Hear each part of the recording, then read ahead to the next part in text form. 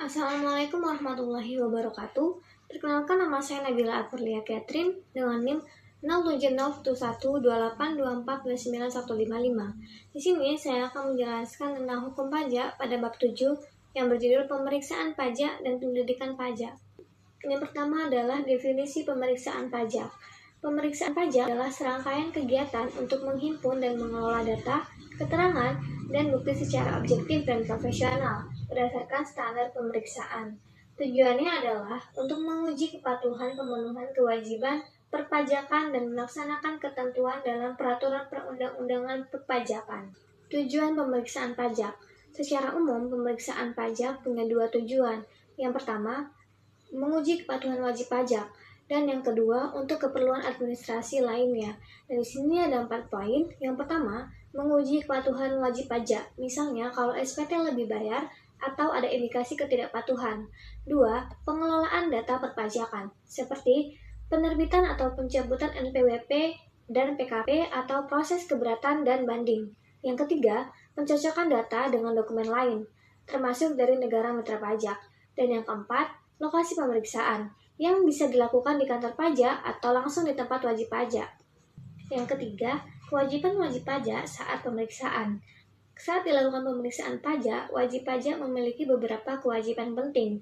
Yang pertama, wajib pajak wajib memperlihatkan atau meminjamkan buku, catatan, dan dokumen lain yang berkaitan dengan penghasilan, kegiatan usaha, pekerjaan bebas, atau objek pajak lainnya.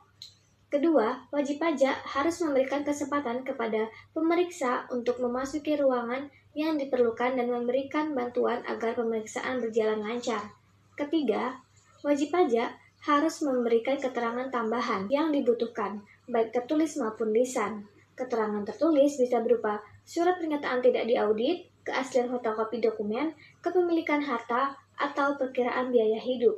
Sedangkan keterangan lisan bisa berupa wawancara tentang proses pembukaan, produksi, atau penjelasan manajemen mengenai transaksi-transaksi khusus.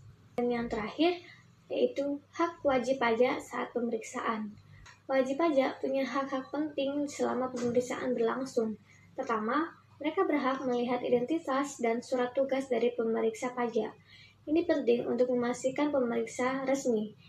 Jika syarat itu tidak dipenuhi, wajib pajak boleh menolak pemeriksaan.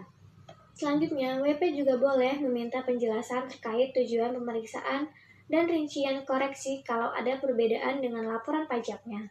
Kalau dokumen mereka dipinjam oleh pemeriksa, WP berhak dapat bukti peminjaman dan juga menerima berita acara kalau terjadi penyegelan.